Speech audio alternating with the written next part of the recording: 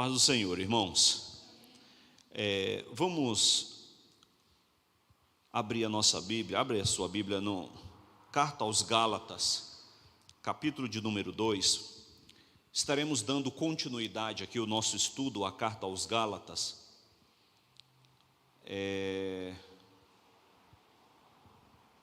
Capítulo de número 2, nós vamos ler do versículo 1 até o versículo de número 10.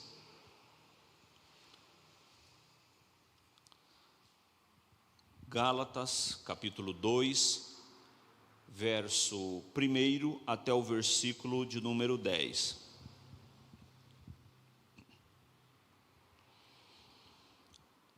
Nos diz assim a palavra do Senhor. 14 anos depois, fui outra vez a Jerusalém com Barnabé, levando também Tito. Fui em obediência a uma revelação, e lhes apresentei o evangelho que prego entre os gentios. Mas fiz isso em particular aos que pareciam de maior influência, para não correr ou ter corrido em vão. Mas nem mesmo Tito, que estava comigo, sendo grego, foi obrigado a submeter-se à circuncisão.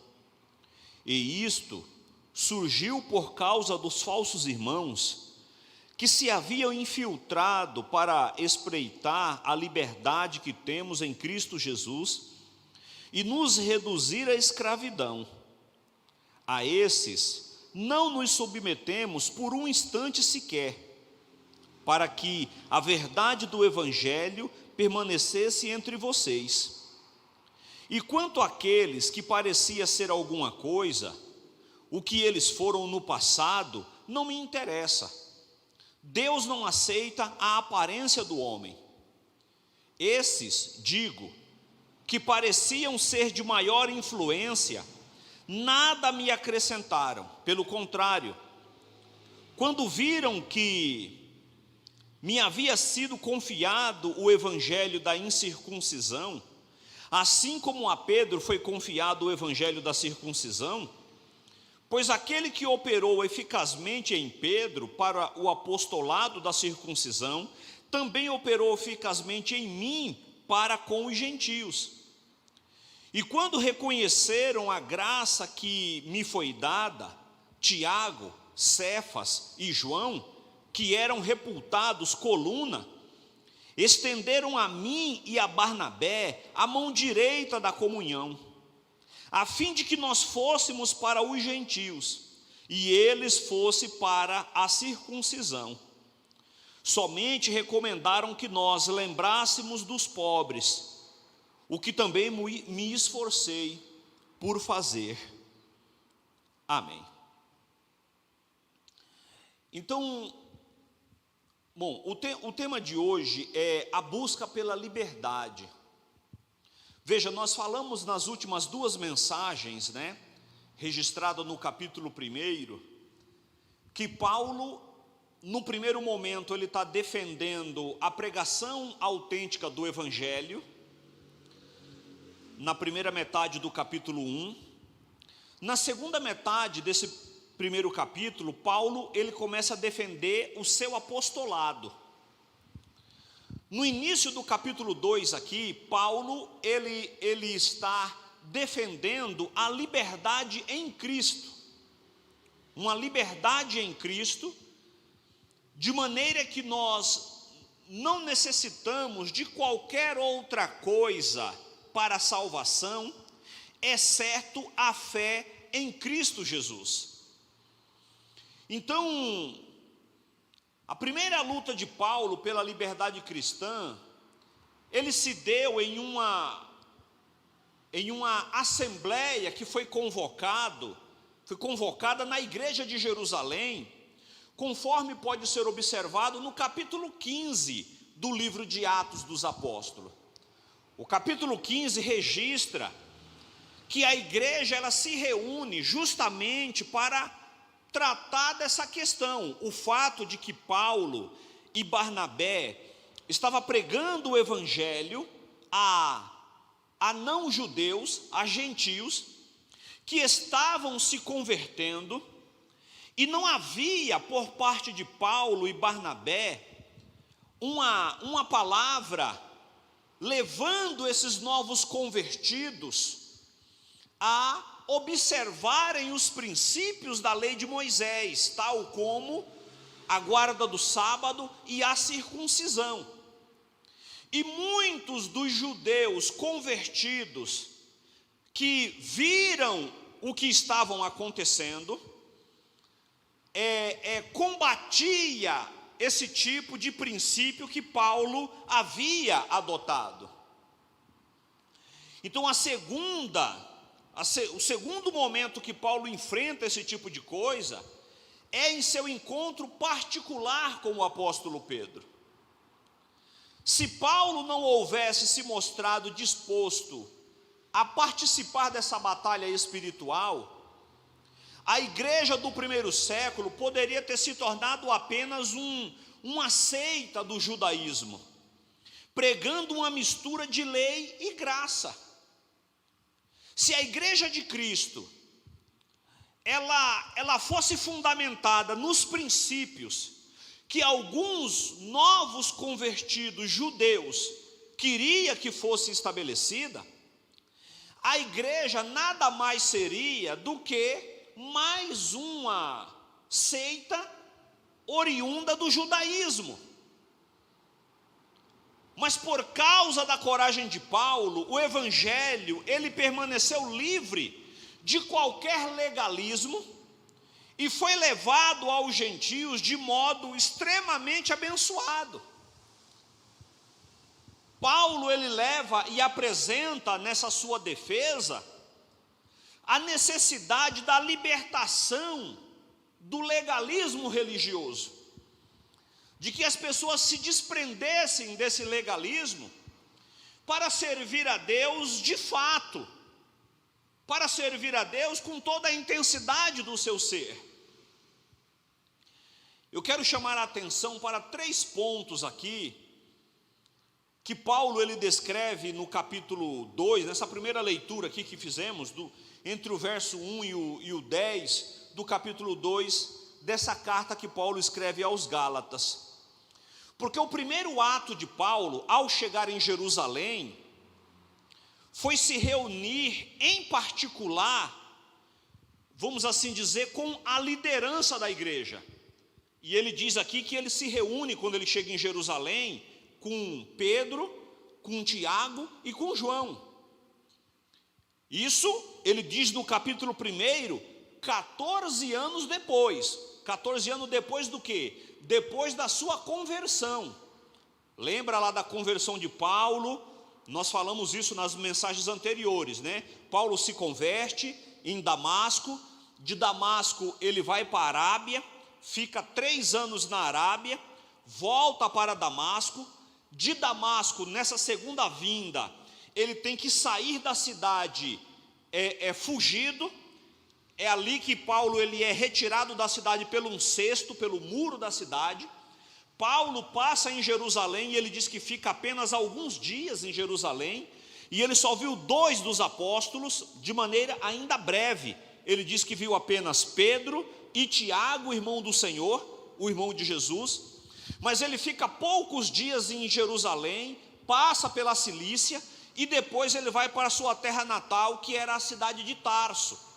Lá em Tarso, depois de 7 anos, veja, correndo aqui, né, dando uma breve resumida histórica.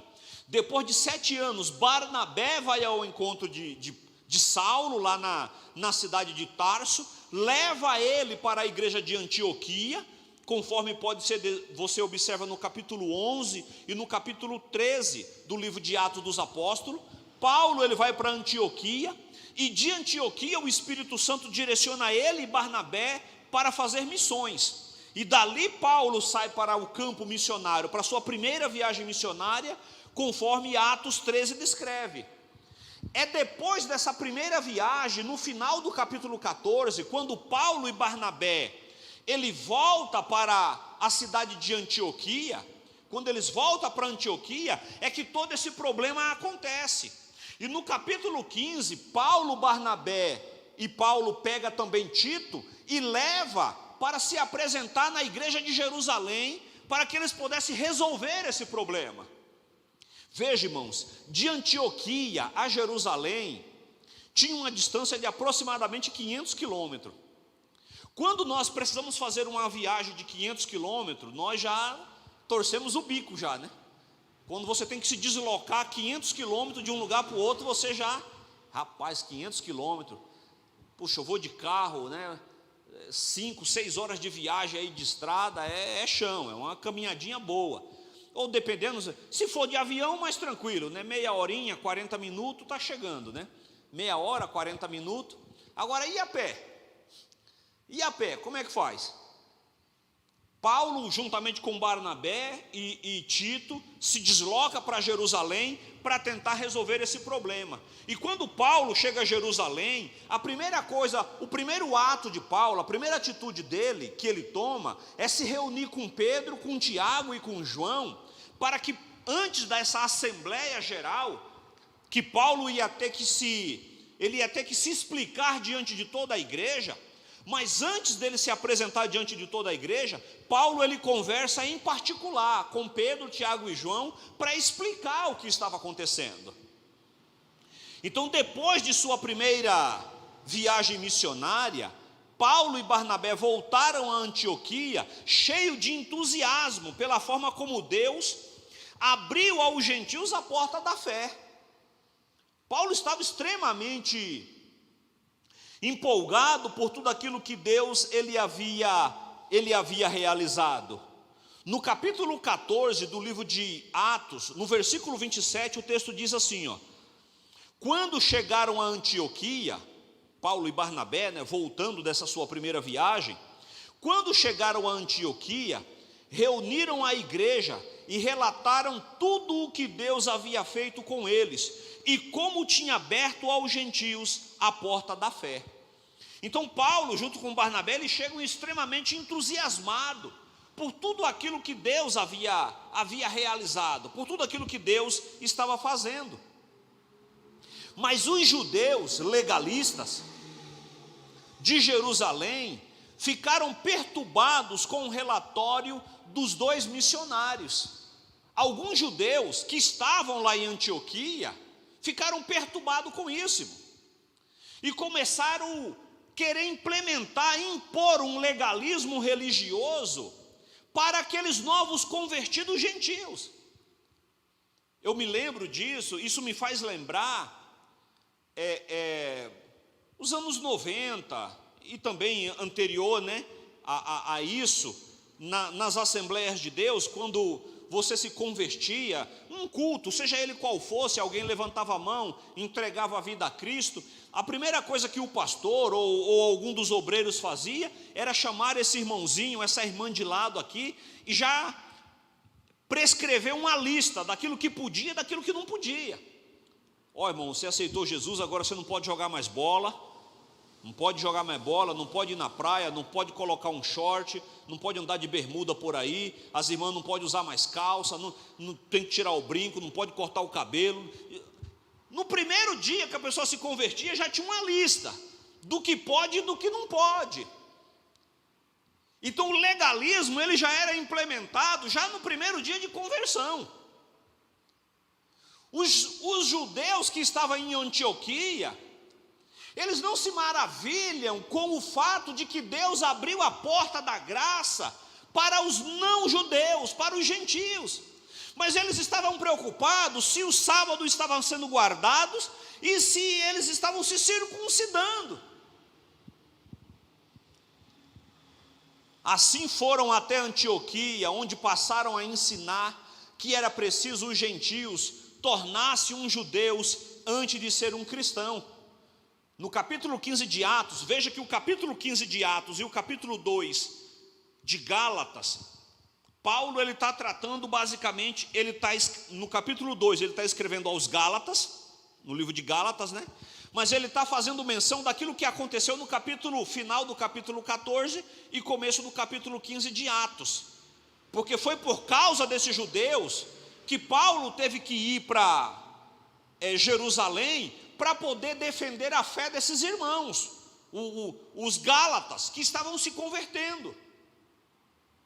O capítulo 15 de Atos, no verso 1, diz assim, alguns indivíduos que foram da Judéia para Antioquia, ensinavam aos irmãos, se não forem circuncidados segundo o costume de Moisés, não podem ser salvos. Se vocês não se circuncidar, vocês não podem ser salvos. Você veja que o cristão hoje isso se perdeu muito, né? Se perdeu bastante, mas ainda tem, menos, mas ainda tem. O cristão, ele tem que ter os trejeitos de crente, né? Ele tem meio uns trejeitos de crente, o jeito de se vestir, a Bíblia como ele carrega, né? Aquelas expressões do meio evangélico, né? Varão, vaso, terra, são aquelas expressões, e aí terra, e aí vaso, e aí não sei o que, essas expressões, esses trejeitos dos crentes. Então eles queriam que esses novos convertidos já de imediato aderissem, né, a esses trejeitos que eles entendiam ser uma caracterização de um verdadeiro cristão, segundo as percepções desses irmãos.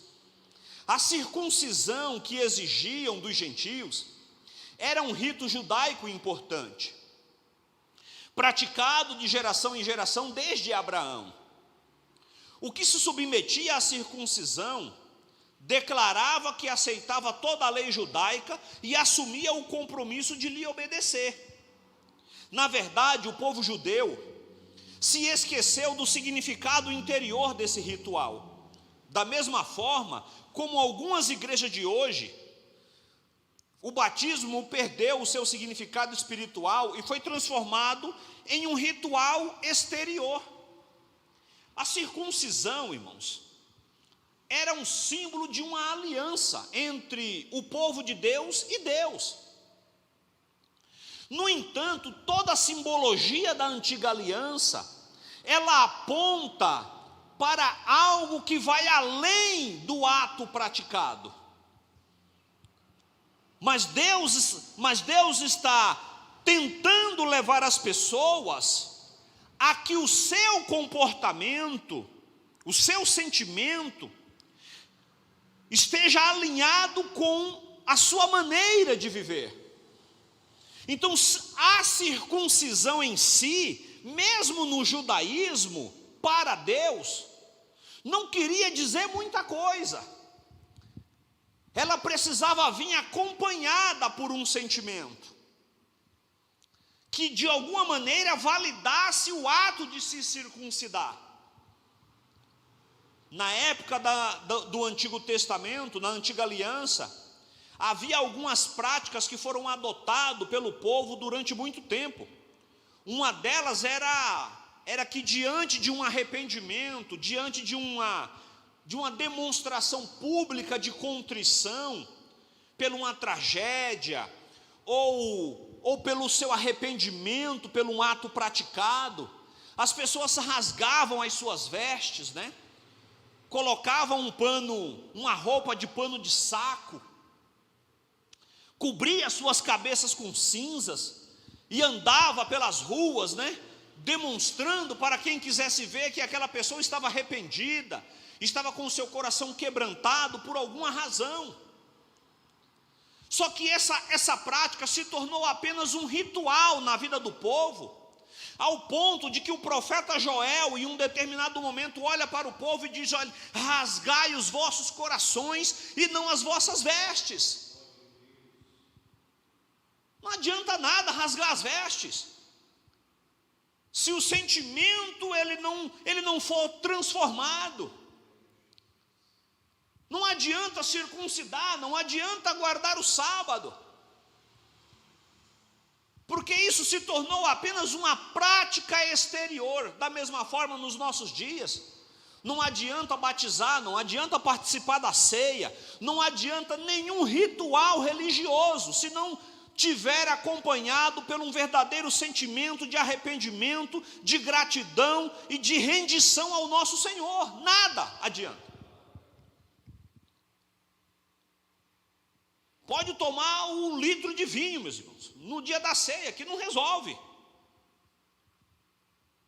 Nenhum ato exterior será suficiente para garantir a nossa comunhão, a nossa vida com Deus, se esse ato não estiver acompanhado por um sentimento que valide todas as nossas ações. Quando Paulo e Barnabé confrontaram esses homens com a verdade do Evangelho, o resultado foi uma discussão muito grande. No capítulo 15 ainda de Atos, no verso 2, o texto diz: tendo surgido um conflito e grande discussão de Paulo e Barnabé com eles, foi resolvido que estes dois e mais alguns fossem a Jerusalém aos apóstolos e presbíteros para tratar dessa questão. Olha, nós vamos ter que ir para lá, nós vamos ter que ir para uma instância superior, né? Esse problema não foi resolvido aqui, nós temos que apelar para uma instância superior. Vamos para Jerusalém, para os apóstolos poderem dar um veredito aqui a respeito dessa questão. Então decidiu-se que seria mais apropriado resolver essa questão diante dos líderes da igreja em Jerusalém. Paulo, Barnabé e Tito e alguns outros homens da igreja de Antioquia representaram os cristãos gentios que haviam sido salvos, de modo inteiramente independente da lei judaica. Ao chegar a Jerusalém, essa delegação reuniu-se em particular com os líderes da igreja. Paulo não foi a Jerusalém porque a igreja o enviou, mas sim em obediência a uma revelação, que é o que ele diz no capítulo 2 e no versículo 2 do livro de Gálatas. Paulo ele diz no verso 2 da leitura que nós fizemos, né? Gálatas 2:2. Fui em obediência a uma revelação, e lhes apresentei o evangelho que prego entre os gentios.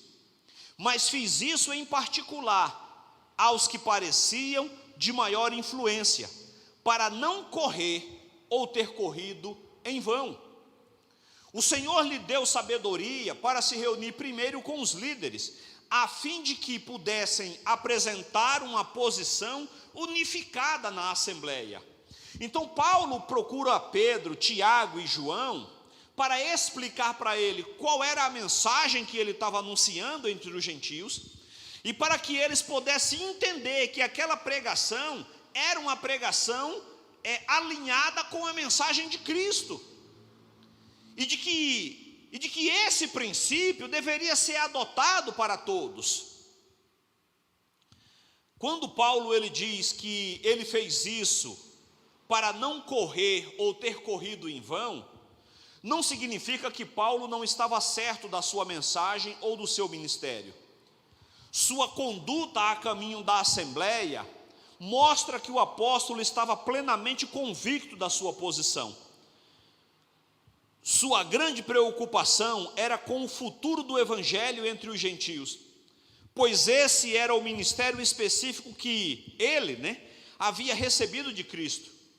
Se os pilares da igreja tomassem partido dos judaizantes, ou tentassem fazer um acordo de modo a agradar todas as partes envolvidas, o ministério de Paulo estaria em perigo.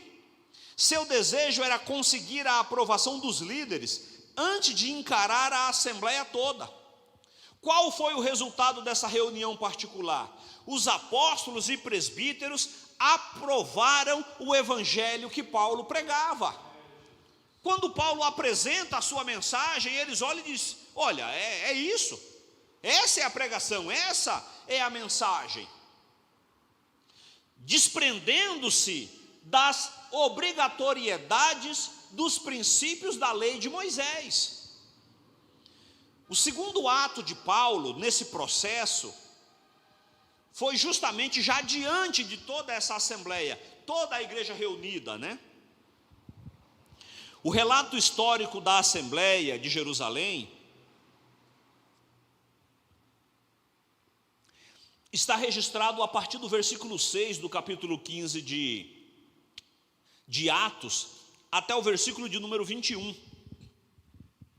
Várias testemunhas apresentaram argumentos em favor do evangelho da graça de Deus, começando por Pedro. Ele havia sido escolhido por Deus para levar o evangelho aos gentios pela primeira vez, e lembrou à assembleia de que Deus havia dado o Espírito Santo aos gentios, que creram da mesma forma como havia concedido aos convertidos judeus, de modo que não havia distinção. Em sua morte na cruz, Jesus havia quebrado as barreiras entre judeus e gentios. Pedro deixou claro que havia apenas um caminho para a salvação: a fé em Jesus Cristo. E Pedro, ele toma a palavra nessa assembleia e ele dá testemunho do que Deus ele fez na cidade de Cesareia, no capítulo 10 de Atos, quando ele vai pregar na casa de Cornélio, um centurião romano. E como o Espírito Santo desce naquele lugar, enche todos aqueles que ali estavam com o Espírito Santo, como o Espírito havia sido dado para todos aqueles que ali estavam, da mesma maneira como havia sido dado para os cristãos em Jerusalém, sem nenhum tipo de distinção. No verso 11 do capítulo 15 de Atos, Pedro ele diz o seguinte: mas cremos que somos salvos pela graça do Senhor Jesus, assim como eles. O que Pedro está dizendo, olha, a lei é importante para nós judeus, ela foi fundamental em um determinado momento, mas a partir de Jesus Cristo nós somos salvos, não pela observação da lei, mas pela graça de Jesus. E Pedro diz, e essa graça de Jesus Cristo que nos salvou, também salvou eles, da mesma maneira, porque o Espírito Santo também foi dado a eles, sem nenhum tipo de distinção. Em seguida, Paulo e Barnabé relataram à assembleia o que Deus havia feito no meio dos gentios, apresentando-lhes um relatório missionário muito produtivo. Os falsos irmãos presentes devem ter discutido com Paulo e Barnabé, mas os dois soldados da cruz não se entregaram. Paulo desejava que a verdade do evangelho permanecesse no meio dos gentios.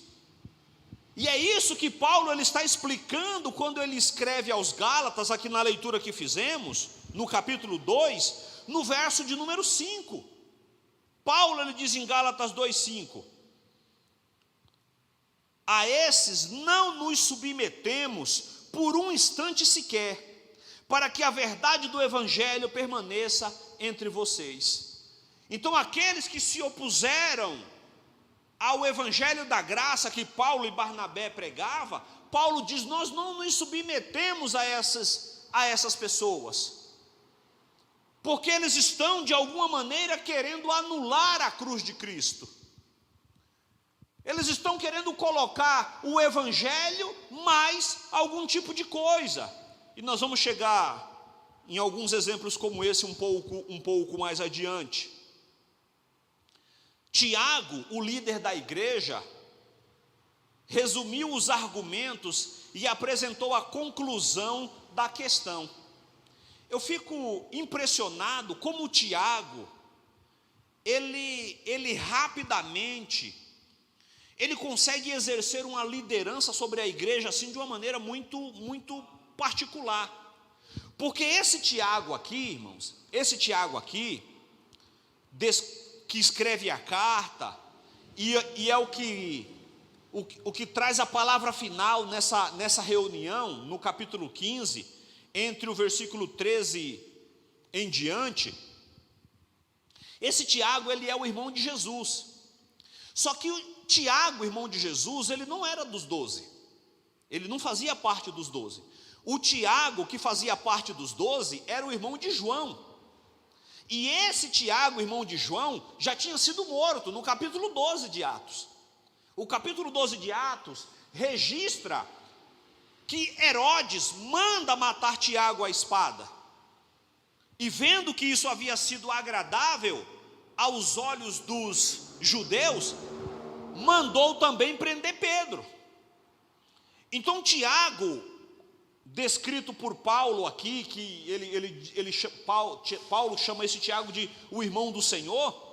Tiago, ele se converte depois da ressurreição de Cristo. Se você observar o capítulo 7 de João, todo o capítulo, você vai ver que os irmãos de Jesus, nem eles acreditavam no seu ministério. Nós falamos no domingo sobre o último dia da festa, lá, né, que Jesus foi. Se você ler o começo do capítulo 7, os irmãos de Jesus estão dizendo para ele, se você quer se aparecer, por que você não vai para Jerusalém? Por que você não vai lá para Jerusalém? Não há profeta que queira se apresentar diante do povo, que fique apenas nas cidades circunvizinhas. Vai para Jerusalém. E Jesus diz, ainda não é chegada a minha hora. Ainda não é chegado o momento. Então, durante o ministério de Cristo, nem os seus irmãos eram convertidos. Ele se converte posteriormente à ressurreição. E Tiago é uma pessoa que consegue exercer uma liderança muito grande entre todos os discípulos de Jesus posteriormente à sua morte. E é Tiago que toma a palavra e dá o veredito final aqui dentro dessa discussão. Por mais judeus que fosse, o próprio Tiago, né, ainda assim deixou claro que um gentio não precisava aderir ao judaísmo para se tornar um cristão. O plano de Deus para esse tempo é constituir dentre eles os gentios, um povo para o seu nome. Judeus e gentios são salvos da mesma forma, pela fé em Jesus Cristo. Em seguida, Tiago pediu que a assembleia aconselhasse os gentios a não fazer coisa alguma que ofendesse os judeus incrédulos, a fim de que não se tornasse empecilho à salvação deles. Paulo, ele venceu a batalha, irmãos. As últimas palavras de Tiago, no capítulo 15, sobre essa questão, estar aqui no versículo 28 e no 29 do capítulo 15 de Atos. Tiago, ele diz assim: pareceu bem ao Espírito Santo e a nós não impor a vocês maior encargos, além dessas coisas essenciais, que vocês se abstenham das coisas sacrificadas a ídolos, bem como do sangue, da carne de animais sufocados, da imoralidade sexual.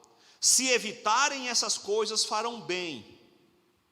Então Tiago, ele diz assim, olha, não há necessidade de que os gentios se submetam aos princípios da lei de Moisés. Apenas algumas coisas aqui que eu quero enfatizar. Vocês devem se abster da prostituição, da idolatria e da carne sufocada. Ponto. É as três coisas que Tiago ele aponta para os gentios. Desde o tempo de Paulo, os inimigos da graça, ele tem procurado acrescentar algo ao evangelho simples da graça de Deus. Os inimigos da graça de Cristo, irmãos, eles sempre apresentam o evangelho para a salvação e mais alguma coisa. Dizem que a pessoa ela é salva pela fé em Cristo, só que tem mais algo além da fé em Cristo.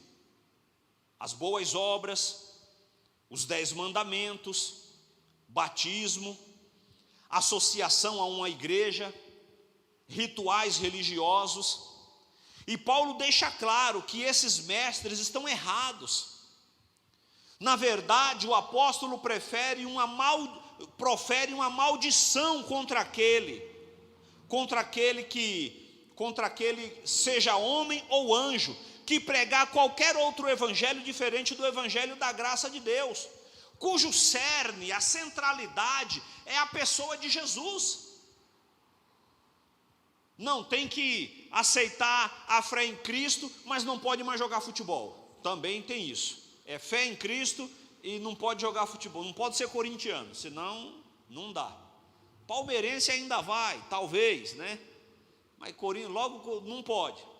Então sempre é apresentado o evangelho mais uma outra coisa, e você tem que aderir o evangelho e aquilo.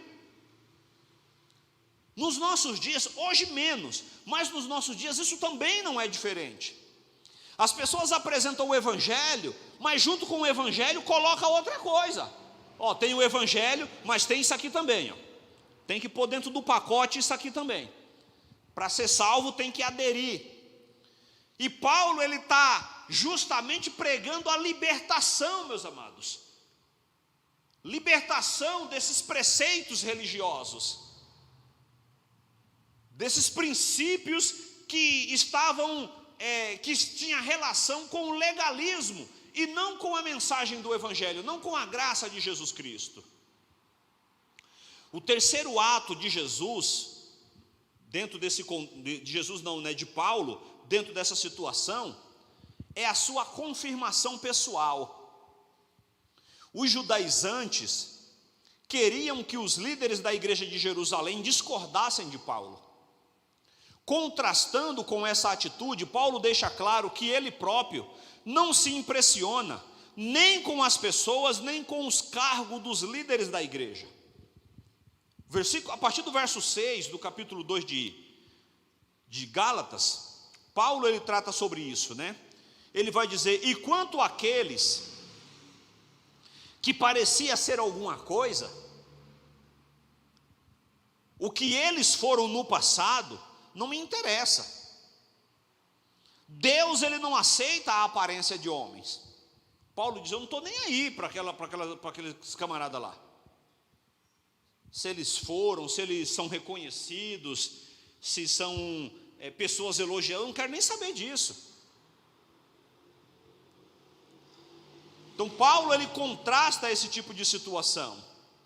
Claro que ele respeitava a liderança, pois de outro modo, ele não teria consultado em particular Pedro, João e Tiago. No entanto, ele não temia as pessoas importantes, nem procurava comprar a sua influência. Sua única expectativa em relação a eles era que reconhecesse a graça de Deus operando em sua vida e ministério. O que Paulo ele queria é que eles olhassem para o seu testemunho. O que Paulo está pedindo: olha para o testemunho que eu estou dando. Vão lá na igreja, veja o que está acontecendo lá. Veja o que Deus está fazendo.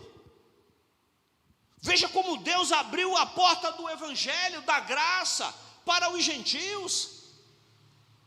E é o que ele diz no verso 9 do capítulo 2, quando Paulo diz: e quando reconheceram a graça que me foi dada, Tiago, Cefas e João, que eram reputados coluna, estenderam a mim e a Barnabé a mão direita da comunhão, a fim de que nós fôssemos para os gentios e eles fossem para a circuncisão. Paulo diz: olha, as pessoas mais importantes ali, Tiago, João e Pedro, eles reconheceram o ministério que Deus havia me direcionado, a mim e a Barnabé, e eles estenderam a mão da comunhão para mim, para nós. A assembleia não apenas aprovou o evangelho que Paulo pregava, mas também estimulou e reconheceu publicamente que Deus o havia enviado à missão de evangelizar os gentios. Não havia coisa alguma que pudessem acrescentar à sua mensagem, e da mesma forma não ousavam subtrair coisa alguma. É isso mesmo, Paulo, essa é a mensagem, essa é a pregação. No entanto, os líderes reconheceram que Deus o havia incumbido pessoas diferentes de realizar ministérios diferentes. Com exceção de sua visita à casa de Cornélio, no capítulo 10 de Atos, e aos samaritanos, no capítulo 8, Pedro ele dedicou-se a ministrar aos judeus, Paulo havia sido chamado por Deus para ser embaixador especial aos gentios. Assim, os líderes concordaram que cada um devia ministrar no campo para o qual Deus o havia enviado. Paulo ele diz isso. Paulo diz, olha, assim como Deus deu a Tiago, Pedro e João o ministério para pregar aqueles que fazem parte da circuncisão, aos judeus, a mim, a Barnabé e a outros, Deus ele deu o ministério da incircuncisão, para a gente pregar para aqueles que não fazem parte da circuncisão. E isso não significa dizer que Paulo, ele era contra a circuncisão. Paulo ele não era contra. Paulo ele era contra associar a circuncisão à salvação. Essa era a sua briga. Se alguém decidisse se circuncidar, ok. Agora, ser obrigatório para poder ser salvo, aí Paulo diz, aí não, meu querido. Se você quiser se circuncidar, fique à vontade, é um direito seu. Agora, associar a circuncisão à salvação, Paulo diz, de maneira nenhuma. Alguns anos atrás, eu estava conversando com, pastor esse irmão hoje, muito amigo meu, a gente trabalhávamos junto numa empresa, a gente, todo dia na hora do café, a gente batia um papo, né, sobre igreja, sobre a obra de Deus, sobre essas coisas. Essa época, eu não lembro se eu ainda estava na Assembleia de Deus ou se eu já tinha saído, não me recordo. Faz um tempinho já isso. E aí a gente conversando, aí ele me disse uma questão, né? Ele falou, pastor,